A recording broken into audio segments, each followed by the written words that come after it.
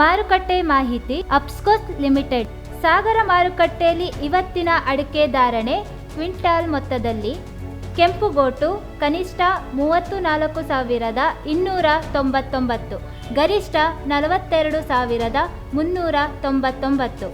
Coca 12,099, ಗರಿಷ್ಠ 35,599. ಚಾಲಿ ಕನಿಷ್ಠ 32,599, ಗರಿಷ್ಠ 42,509. ಬಿಳೆಗೋಟು 17,254, ಗರಿಷ್ಠ 36,599. ರಾಶಿ 36,599, ಗರಿಷ್ಠ 62,888.